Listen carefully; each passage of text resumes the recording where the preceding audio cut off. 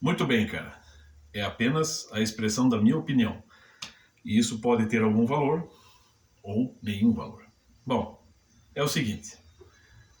O ministro do Supremo Tribunal Federal, Alexandre de Moraes, perceberam que esse sujeito não consegue capturar nenhum peixe grande, só peixe pequeno?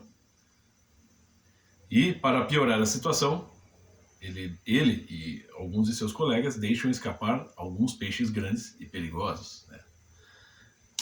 Bom, é claro que para entender essa situação, assim como muitas outras da atualidade política do nosso país, eu, como qualquer reles mortal, só disponho do que está na internet, para entender essas situações especificamente, as atualidades políticas do Brasil, por exemplo.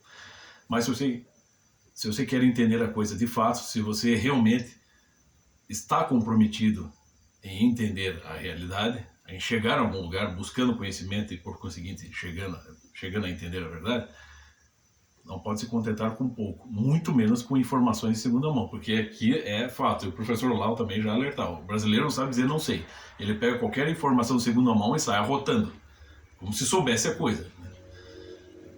Fim das contas, só está papagaiando, é o reino dos papagaios, né? Então,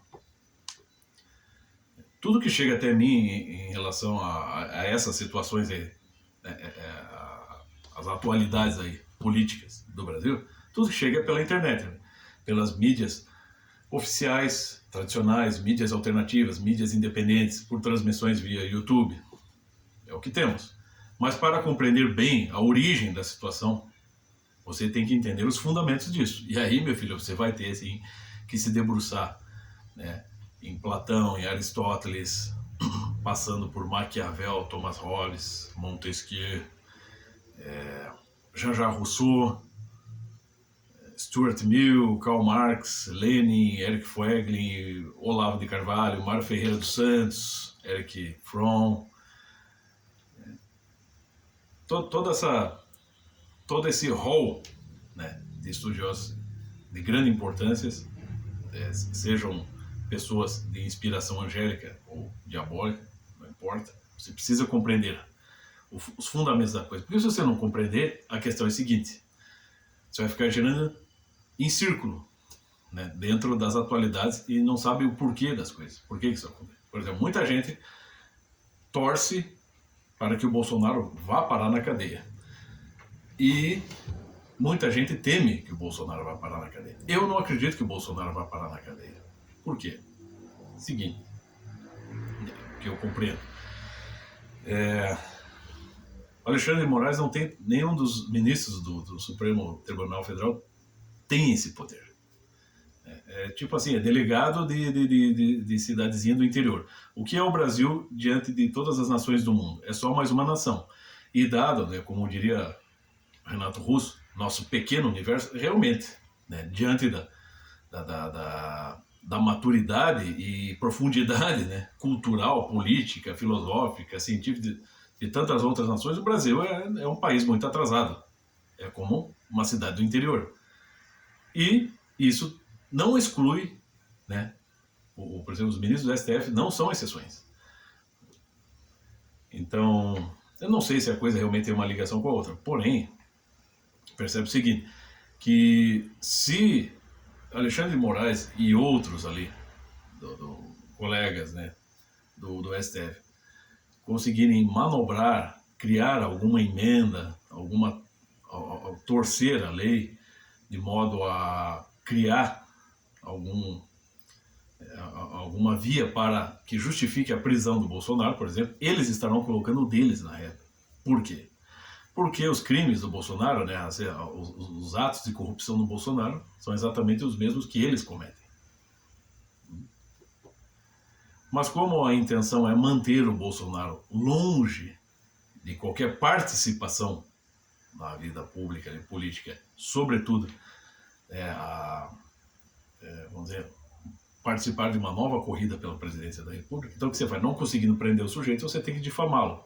Ou tentar pressionar as pessoas que o apoiam. Como no caso ali, né, Daniel Silveira e os coitados lá do, entre muitas aspas, golpe do 8 de janeiro. né, são essas pessoas. Assim, é o famoso, né, subserviência diante dos grandes e arrogância diante dos pequenos. Então, é muito fácil colocar gente pequena na cadeia. Agora, gente grande não vai conseguir. Ah, mas e o Lula? Bom, aí é que entra essa coisa. O Lula foi preso porque os crimes dele e da cúpula do PT ultrapassaram todos os limites. Isso se deu em escala internacional. E não adianta o Lula, como o professor Olavo bem fez, o elencou dentro de uma escala ali de psicopatia.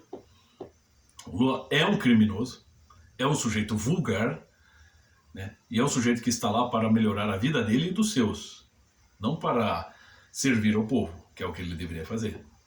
Vide aí as últimas declarações do sujeito, né? Do tipo, ele nunca está errando, quem está errando é o povo, você, se o produto está caro, não compre, né? Mas eu já, né, comia cabrita, tentou estuprar o colega na cadeia, enfim, né? O sujeito, sim, a mentalidade dele é uma mentalidade marginal, né? Porém, muita gente ainda acredita que esse sujeito pode ser presidente, né? E ele está lá, claro, eu, fazendo um parênteses aqui, eu não acredito que toda essa gente, o PT, a cúpula do PT e todas as pessoas ligadas a ele, a eles e que estão no poder, eu não creio que eles estão lá só por essa coisa doentia, psicopática de estar no poder e enriquecer. Todos eles têm ligações com pessoas, com ONGs e grupos criminosos perigosíssimos, né? em várias partes do mundo. E essas pessoas, sim, estão aí impondo as suas sugeridas ao nosso país por meio deles. Eles devem satisfações a essa gente. E essas pessoas são perigosas. Então é claro que também tem um pouco do, né, quem tem cu tem medo aí, né? Mas tá, porém, a questão é que o Lula, né, ele não foi absolvido, né? O famoso descondenaram ele, anularam as condenações e o processo está tramitando em Brasília. Estão tentando fazer a coisa caducar, né? Prescrever. Mas também muitos otários acreditam que o Lula ele foi absolvido. Não foi absolvido. O Lula é criminoso. Nós temos um presidente da República que é criminoso, que é réu, que responde na justiça. As pessoas se dão conta disso, né? Então tá, mas daí soltaram o peixe grande, que é o Lula, e ainda soltaram muitos, ministros do STF soltaram, né, deram ordem de soltura para membros do PCC e do Comando Vermelho, quer dizer, gente perigosa. É óbvio, nós não conhecemos ali o interior, a parte interna, ali, a tramitação dos processos, aqui e acolá, por que soltaram esse criminoso aqui perigoso e por que prenderam a velhinha lá. Nós não sabemos exatamente o que está acontecendo ali. Mas, na superfície, nós percebemos uma covardia e percebemos uma perseguição explícita ao opositor, no caso ali, que é o Bolsonaro, opositor ao atual governo, e que possui